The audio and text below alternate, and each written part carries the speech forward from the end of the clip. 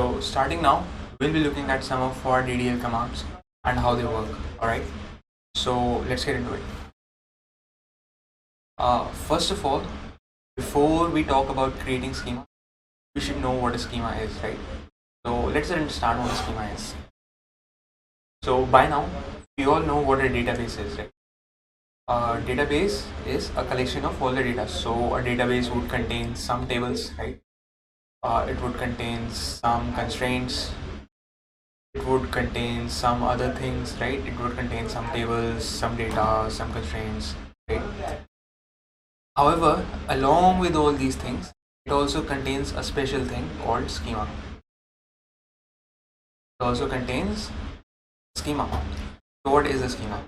A schema would store all of the definitions inside of the database, right? So we can say something like a schema would contain the names of the tables,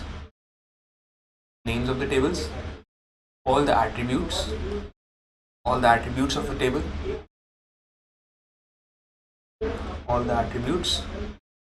and we can also say that it would store what? Would also store constraints, the checks. So what is it not going to store? It's not going to store data, right? Schema will contain the definitions but not the data. Data storage is the job of database. Alright. So a schema would contain the definition, the names, the attributes, and all those kind of things. Again, we were talking about what? We were talking about one single database, right? One single database.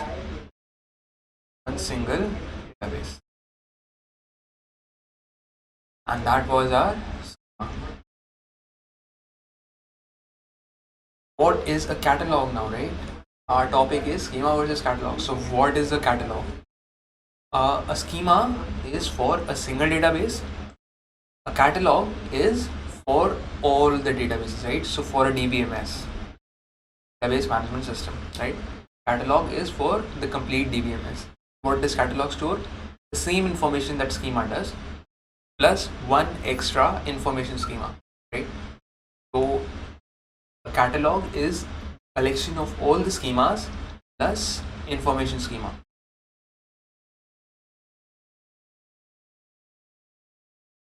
So what is the information schema? Right. Next question is what is an So the next question is what is an information schema? Right. So an information schema is simply a meta schema, right? Is what? It's a meta schema. It contains information about all the other schemas.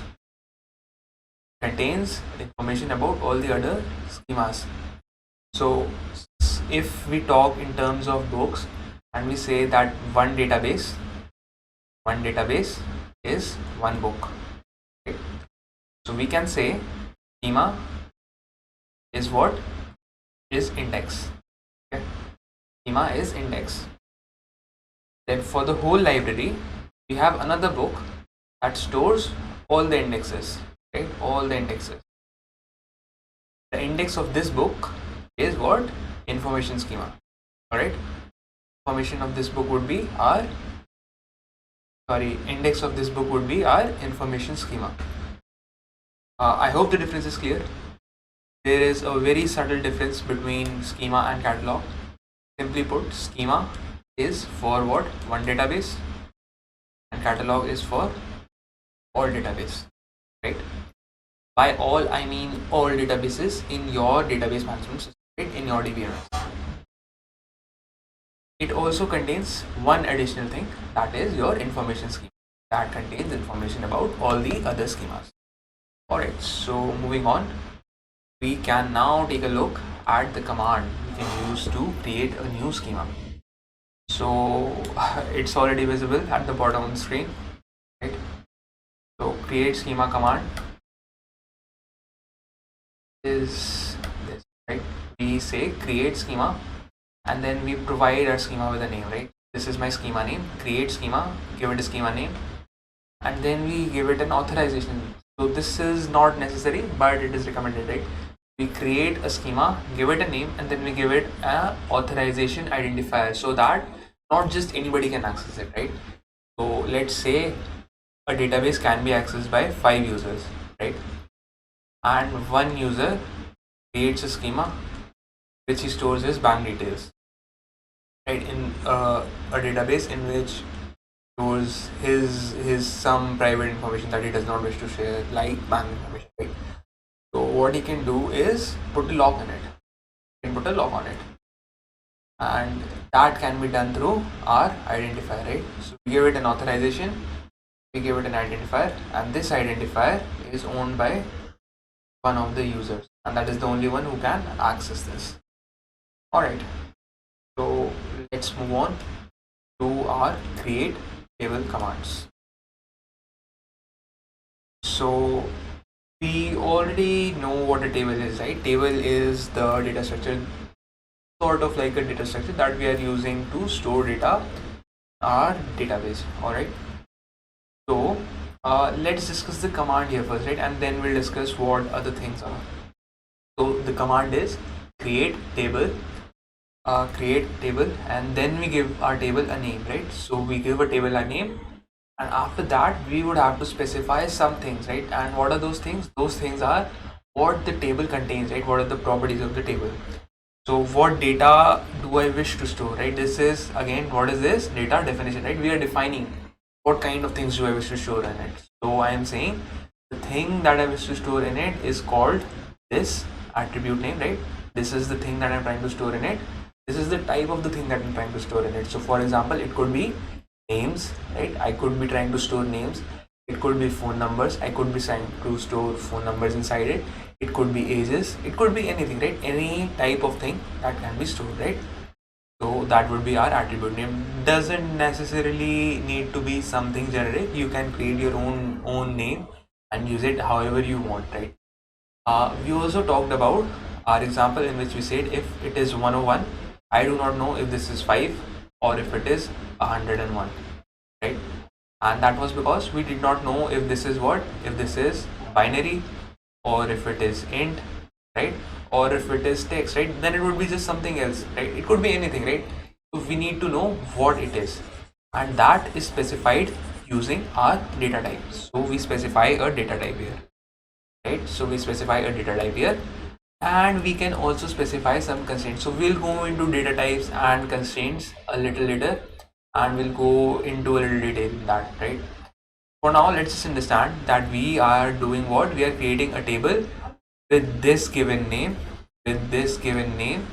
and that table contains these attributes. So I have written it only once, but you can simply put a comma at the end, right, and add more attributes, right, in the similar manner. So attribute name 1, data type constraint 1, again attribute name 2, data type constraint 2, attribute name 3, constraint data type constraint 3, right? You can go on as many times as you want, and that won't be an issue. Alright, so we have created a table with the name that we have provided here, right? With the name we have provided here, and it contains the attributes that we have provided here, right? So we have a table with the name that we specified, and it has the attributes that we specified.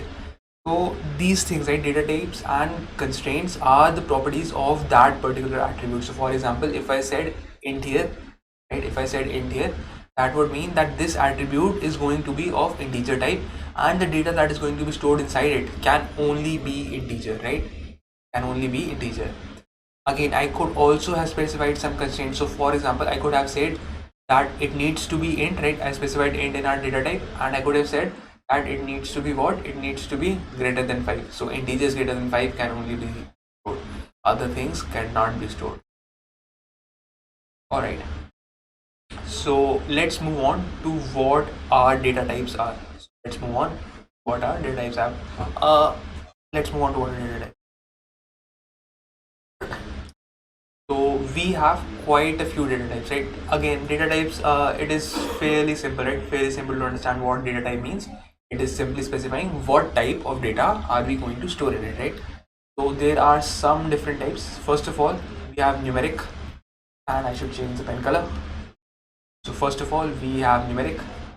Numeric simply means that we are storing what? numbers. Alright, we are storing numbers. So there are three different types in which we can store numbers.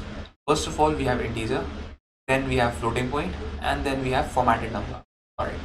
So integer we all know, right? So we all know what integer type is. There are some even minute specifications in even these, right? So I can go big int, I can say small int, right? And I can also say simply int. So what would be the difference between these? The difference would be simply the size. So small int would be 2 bytes, int is normally 4 bytes, and big int would be 8 bytes. Alright. So similarly, we would have these specifications for floating type as well. Everybody already knows what a floating type is, but just to specify, floating type are simply decimal numbers, right? So simply what we have a certain number, let's say this, and then we have a decimal, and then we have what, some more numbers. So something like this would be a floating point. All right. Formatted numbers are also of the same type.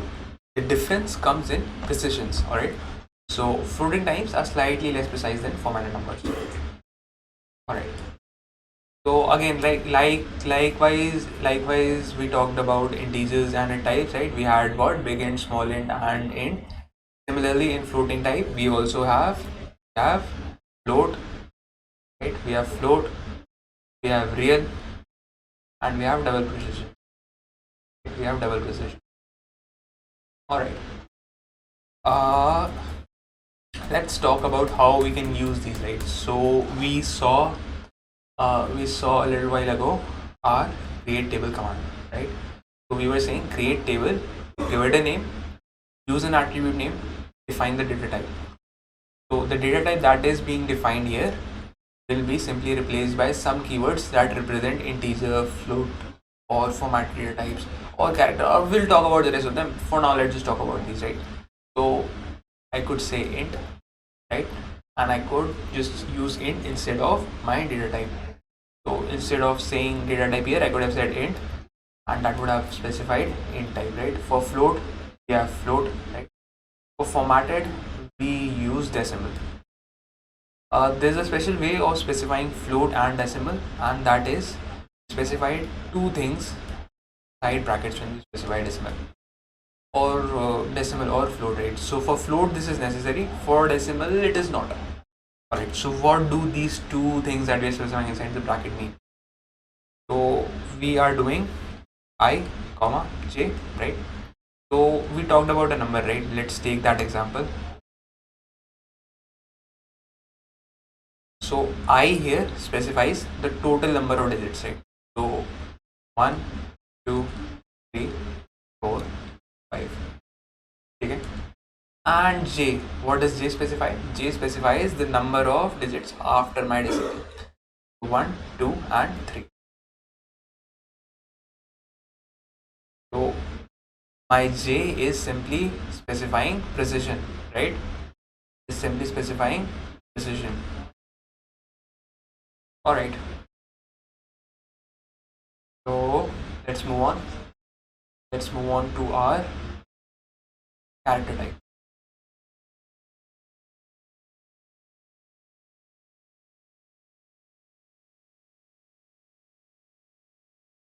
We already know what character string is, right? It's a string of characters, right? We already know what character string. We have done these before. So let's talk about what the specifications inside it are, right? So we have char, and the way of specifying char is, char simply means character, right? So you specify char, and in the brackets you would specify how many. So for example, I want a character of length 5. I would specify char 5. Okay, and char 5. Similarly, for var char, you would be specifying var char, and in the brackets you give it a length. So same thing. Now you might be inclined to ask, what is the difference between char and var char? There is a minute difference between the two, and that is, when I say char, I mean that this length is absolute. If I say 5, it means it would have 5 length, even if the text stored inside it is not of 5 length. So for example, I create a character data type attribute of length 5 and I only store A, B, C. What it's going to do is it's going to pad this, right, and make sure that the data stored is actually 5. So it would pad this with what? Blank, right? It is going to pad it with blanks. This thing does not happen with varchar, right? So if I'm trying to store ABC and I said 5, it actually means 5 or less, right? It actually means 5 or less. Alright. So you might have noticed the third type as well, right? CLOB. What is that? So CLOB stands for character large object. Alright. So CLOB stands for character large object.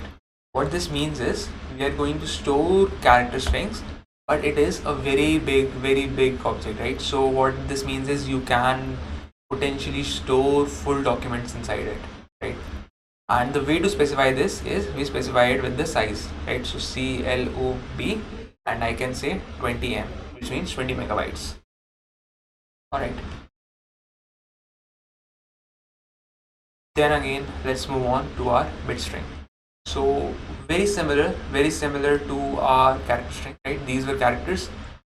This is going to be bits, right? So I could have said in my character string 1010101, and that would have been treated as what? A string, right? It would not think that this is binary. Not think so. It would think that this is a string. I don't need to care about anything else, right? To make sure that we are storing bits inside it, what we need to do is define a bit string type. So again, this is very similar to what our character does, right? So we have bit n and we have bit varying n, right? Again, we are specifying the size. And the differences are also similar. So bit n would get padded and bit varying would not get padded, right? So length is absolute in bit and length is not absolute in bit varying. I hope you can understand what I'm trying to say here, right? Bit string is going to store bits inside it. So you can store 101 and it would think that it is 5, alright? So this is from our example before, right? We took 101 and we said we don't know if this is text or if it is 101 or if it is 5, right? If you specify a bit, it would know that this is 5 and not 101 and not some text. Alright. So let's move on to our third type. Again, very similar to what our character did, right? Very similar to what our character did. We had glob for character. Now we have blob. So blob is bit large object, right? Bit large object. Similar to glob, it is used to store large binary data, right? It is used to store large bit strings.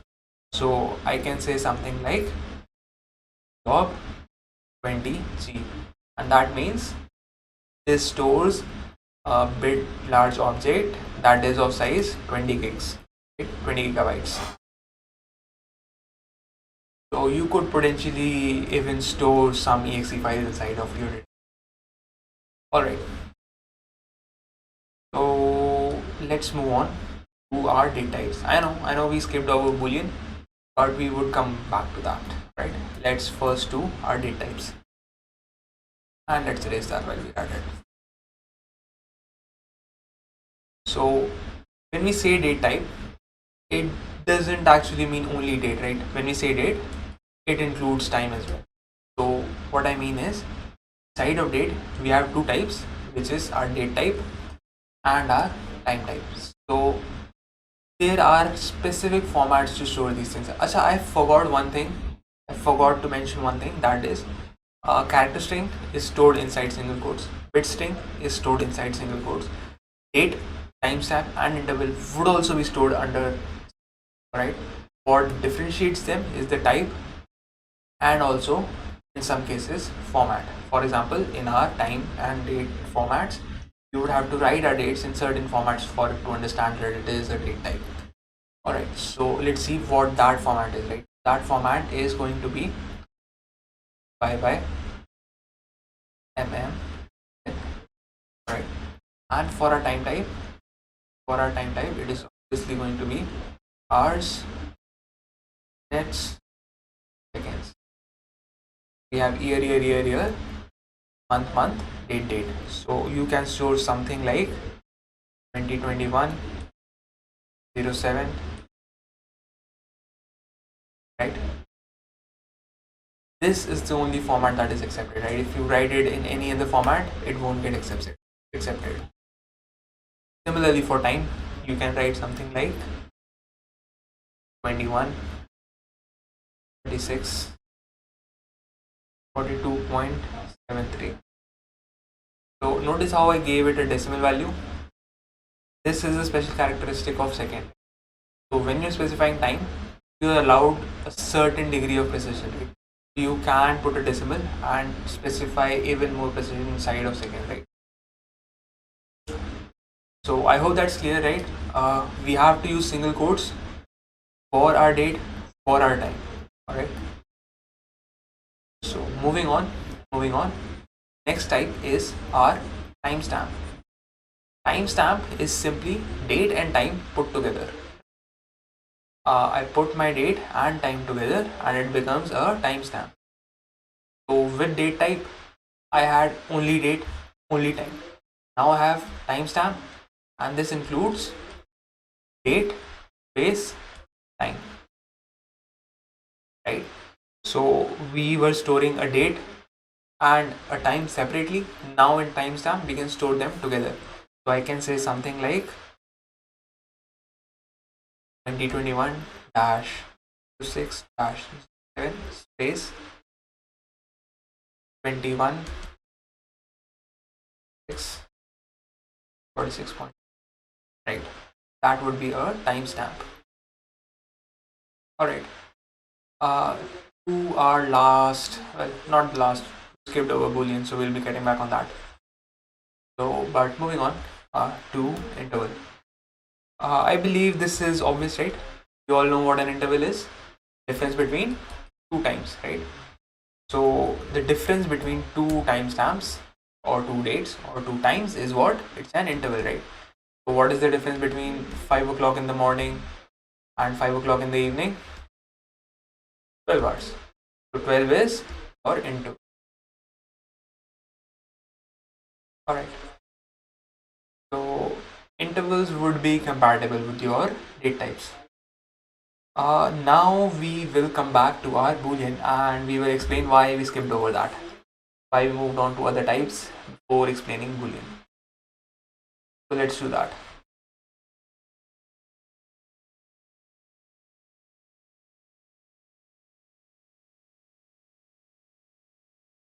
So normally when you hear Boolean,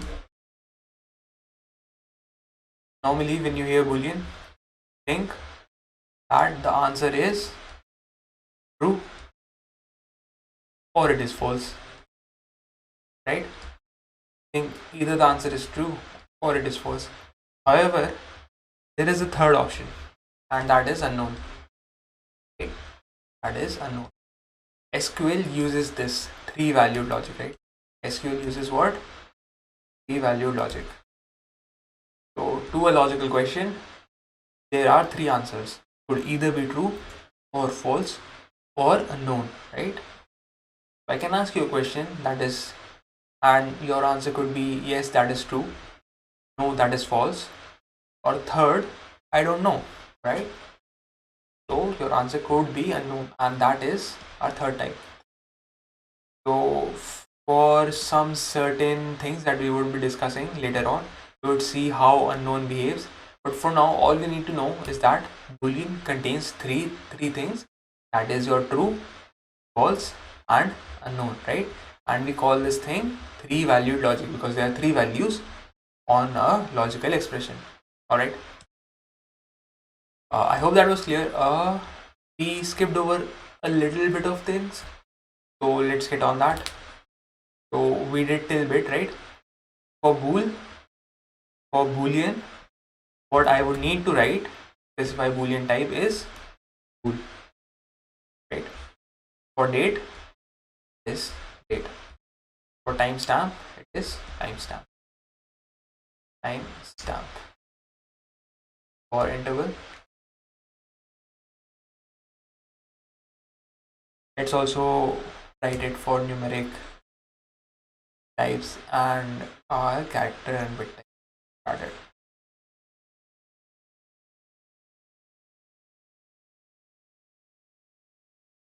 So int. So I'm only writing for one of the types.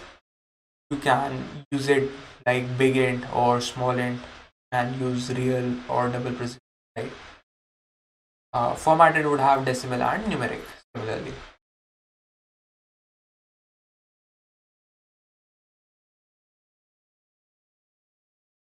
Let's also write how we specify them. So I hope it's getting clearer by the time, right?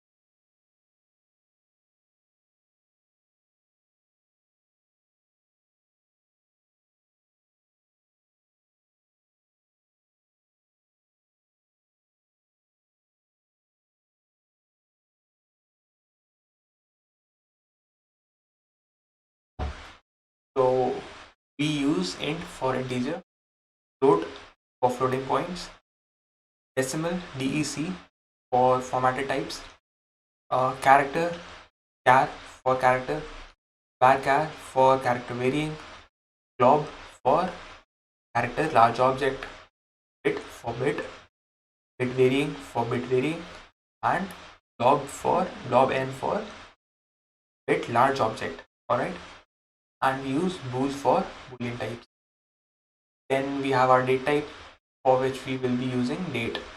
And if you want to specify time, you would be using time. Right? If you want date, use date. If you want time, use time. Alright, so for timestamp, you would be using timestamp as it is, timestamp. For interval as well, we would be simply these all values, they would be simply replacing this data type keyword in our create. Alright, so see you in the next video.